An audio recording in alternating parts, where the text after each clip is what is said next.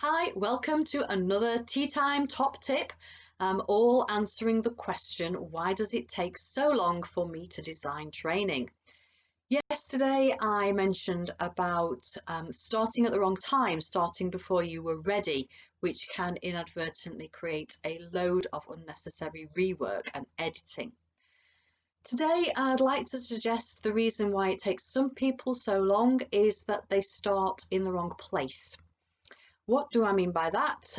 Well, any of the VIPs will tell you, or anyone who's been on any of my courses will tell you that I'm quite vocal about the fact that I believe we should never start our training design in PowerPoint. It's entirely the wrong place to start. If we start in PowerPoint, we end up being taken in a very linear path as to where we're going to go with our training design. You spend a lot of time making pretty slides, doing animations to your slides, and then you're writing lots of notes for your slides as well. And then, of course, the same thing can happen, as I mentioned on yesterday's tip, that we end up having to edit them down, and there's a lot of effort gone into stuff that you're never going to use.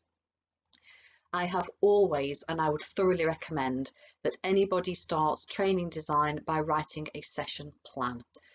Whether you do that in Word, which is what I've done for years, or whether you use something like Session Lab, which is an online tool, start with your session plan, because that allows you to get all of your thoughts out quite quickly, because you're not having to worry about the visual side of it. It is literally just, we're going to cover this. These are the points I'm going to bring out. This is the exercise I'm going to run. These are the questions I'm going to ask. You can get all of your content out quite quickly.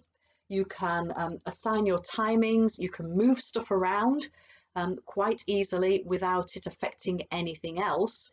And once you've got your session plan designed and designed in detail, it's very easy for you to edit that down.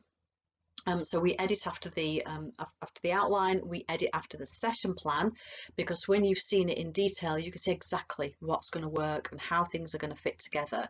And then from that session plan, we create all of the visual things, because the session plan is what's going to make it work. Everything else is supporting material. You can run a session with very little, as long as you know exactly where you're going and how you're going to run it. So worst comes to the worst, you can just have, a dozen slides that are quite plain, just pictures even. You will still be able to run that session. Whereas if you've put all your effort into creating beautiful slides and not really thinking about how this session's going to work, you're going to find yourself, burning the midnight oil the day before, adding all of those fine details, which we should have done earlier.